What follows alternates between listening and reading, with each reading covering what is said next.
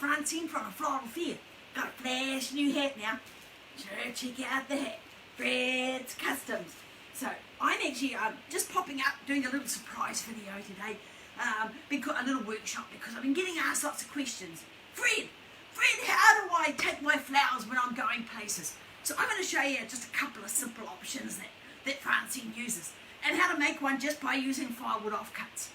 So good morning everyone. This is just a little pop-up, just to have a little bit of a laugh today and have a bit of fun, but show you how to make something. So over here in New Zealand we have pre-cut firewood, and it's just, I love getting this. I make frames out of all this. It's great for workshops because it all comes in pretty much the same size. So what you need to do is you need to find 4 pieces the same size, so roughly the same size. That one's a bit shorter, so you just find roughly 4 pieces. But if you haven't got this, you can go to one that's 20mm wide, and that makes it a lot easier to work with. 40mm wide, and you can go 20 thick. But these are just little offcuts, and I thought, I know what I'm going to do. I'm going to show you how to make a bucket holder. So, because I live in the country, and when Francine's travelling, it's really hard when she's transporting some of her flowers, so she doesn't want them falling over in the car. So she said, Fred, what can I do? Well, Fred's got a friend called Bob the Builder, really is his name, and Bob made Francine a bucket holder. So she thought she'd actually get Fred to show you how to make one too. So I've got these bits of wood in here, but this is a good way of buying your wood. So I just thought I'd show you that. So that's basically all I've made this out of. So what you're going to need is you're going to need 4 pieces. These ones here are roughly, well, how long have we got these ones? I think these are about 300 long. Yeah, 300 long. And these ones here are, these ones must be 200 long. So, you're going to need 4 this size.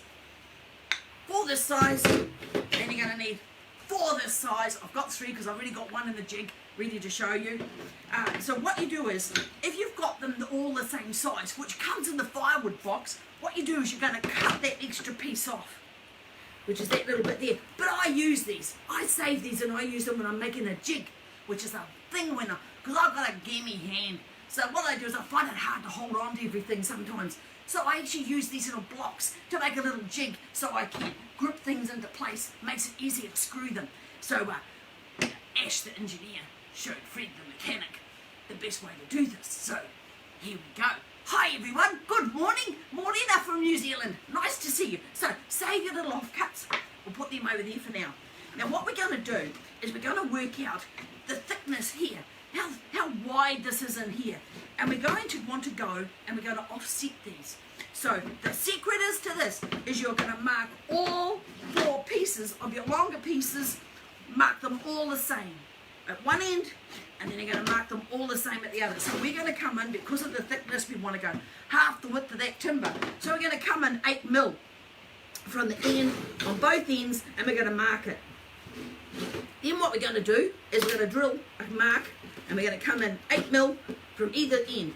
Only because of the thickness. If you had 40mm, you'd probably come in 10mm. And then we're going to come down, 40mm, and we're going to come in 18. Now I'm going to put these measurements up later on my website, on my Facebook page, so you can actually have the correct measurements. And the reason why we do this is we're going to have all these 4 the same, and then when we turn it around, we're just going to come in 8mm from the end, but we need to offset it so that the screws don't bang into each other. So we're going to offset this one by taking that one in 14mm from this end, so that it's offset, so that it's not directly in the center. So the other screws are going to go either side, and this one's going to be offset, because we don't want to have where all the screws bang together and we end up with a disaster. So that's what we're doing there. So always make sure that when you're building, that all your markings are up to the top. And whenever you turn all 4, turn them together so that you don't get yourself confused. These uprights, we don't need to mark them just yet. Just make sure you've got your 4 marked. Got your 4 together. Then what we're going to do, we're going to bring this over now. So these are the little blocks here, the offcuts that we took off. And I've got them set up in like a little jig. So I've screwed them down onto my piece of board here. So when I put my pieces of timber in, they're actually just sitting on the edge there, so that I've got, like, they're all going to be screwed exactly the same way. And what we've done is we've pre-drilled them. So I'll just put my little drill bit in here. Just got to do a couple more holes here. So I'm just going to put my little drill in, and I'm going to pre-drill these ones here. I just drill these, and that one there. Pre-drill the holes, just a little hole. Now the reason why we pre-drill these is so that when we actually go to put the screws in, we don't end up splitting the timber. So put all your screws in. So they've all been pre-drilled, put them in. Now I'm going to take that out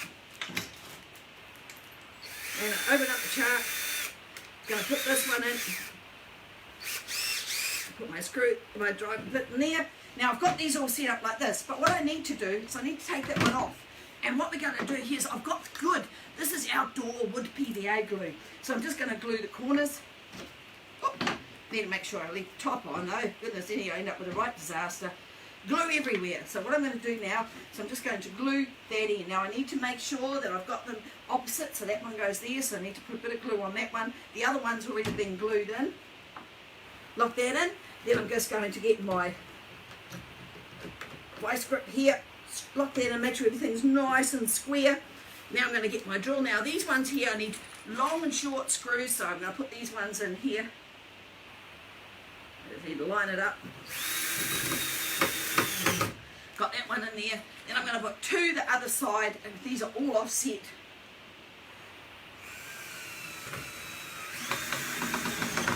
Put that in there. So this is just a really good way of making a bucket holder out of bits and pieces. I've really pre-made it up to a certain point because I thought you'd get a bit bored watching Fred do all four corners.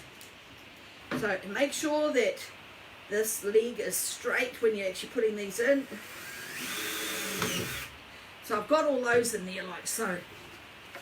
You can see you've got all the screws in there, they're all ready to go. So you do all four corners and make sure that whenever you do it, you pick your timber up from the same side, and you know that the screws that are here, the holes that are there, this one, when that lines up, it lines up like that, and you just keep working your way around till you've got your square. So what I'm going to do is take that off now, and I'll just open this one up. So that's how you end it up, and you just keep working your way around until you end up with this. So you've got all your squares. Now this is again is just the timber out of the firewood thing. So now I've got this here. I needed to work out my base. So I've worked out my base by doing this. I line my piece of timber up, put this on, make sure it's all nicely equal. I get rid of all my rubbish down here. And then what I'm going to do is I'm going to come in and make sure I'm coming in the same all the way around, so that it's nice and equal and nice in the centre.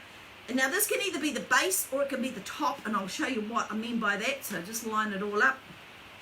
I forgot my pen. Hold up, grab my pen. So then all you do is you just mark around here where the legs are going to sit. Mark it there. So I know that's where they're going to sit. And then I'm going to find the centre by measuring here. Now these are all offset, so it makes it a lot easier to give it strength. It's just with whatever I had at home. So I'm going to make sure I've got that nice and in the centre. So put across, so I know that's where I'm going to drill my hole. Same here, it's 40 wide, so you're going to come in about there, and then I need to bring it in from the edge to about there. So then what I'm going to do is I'm going to mark the centre of each of those, which I've done down here. These have all been marked. This is just an old piece of ply that I had here at home. So I've got my got that all marked out, and I've drilled the holes in here, so they're all pre-drilled, ready to go. And then I'm going to bring up my base. And the beauty about pre-doing, using your little blocks that you've got left over, is you can use them to just make sure that you've got that up like this. So it's all the same height. And then we're going to bring the pieces that we marked, and the easiest way to do this is once you've actually marked them, pre-drill the holes. Just pre-drill them. Put this back in here. Pre-drill the holes. Now I better bring up my piece of timber. I don't want to go going through my table because we know what like holes in the bench are like. And then I'm just going to pre-drill in here. Pre-drill.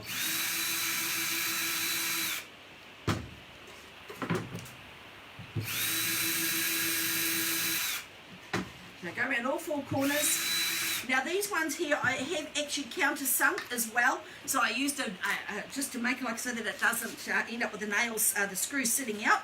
So I've got that done. Put that there. So like I say, I'll put the measurements up for this. This is just made out of scraps. So then all I'm going to do is I need to turn this where it's facing me. Just turn that around so it's facing me. Using the little blocks to hold it. If I wanted to, I could clamp that down as well.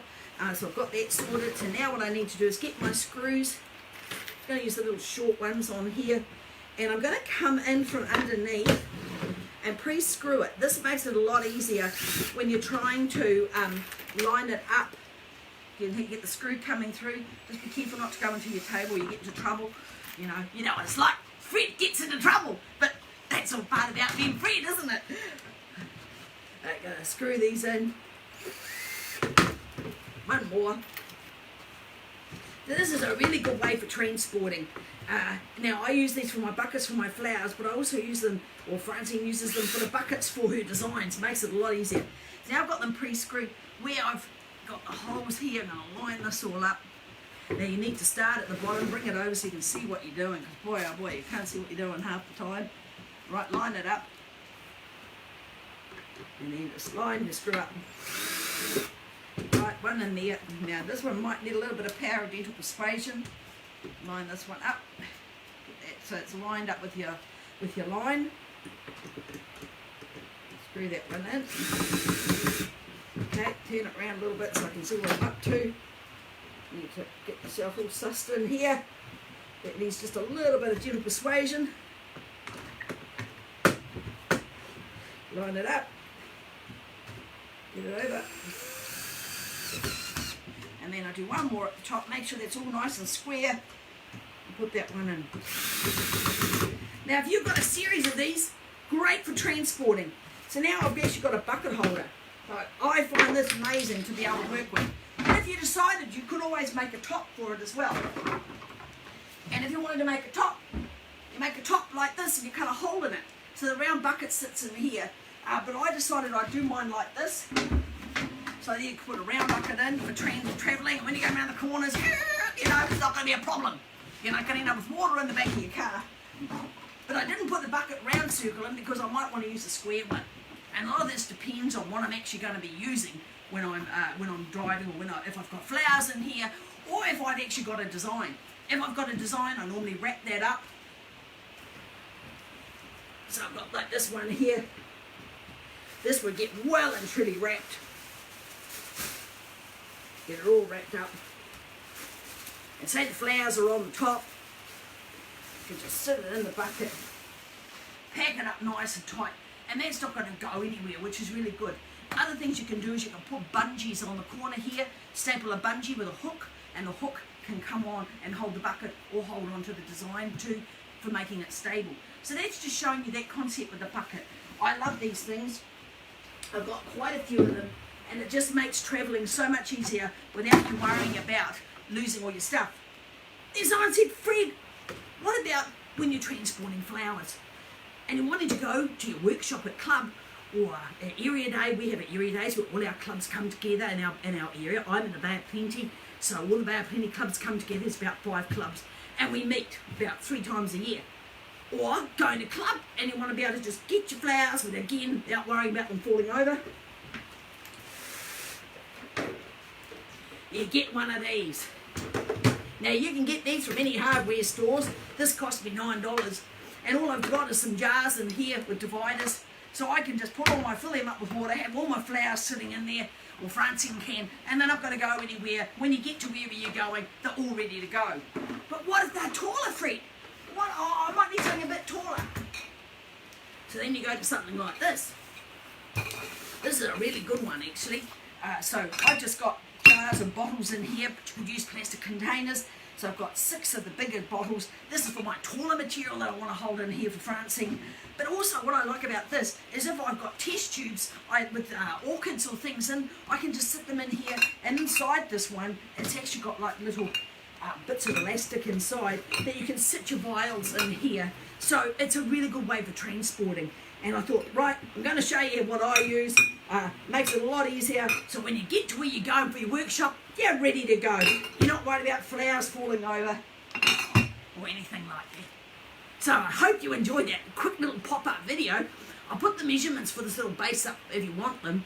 It's just a really good way for transporting your flowers, having a whole series of those in the back of the car if you've got a really big exhibition on. And also this here is really handy. You just turn up to your club, you got your flowers, and off you go with your container. So that's just showing you. I hope you have a really cool day, everybody. Now, Francine's going to probably be back, I think, on Thursday. She's thinking tomorrow, but she's actually got to go out now. So she's going to be back on Thursday, and she's going to be doing a design using those alloys. Showing you a different mechanic for that. But Fred will just keep popping in to say g'day, and I hope you're all going really well out there. So have an awesome day. This is Fred saying bye for now. Catch you later.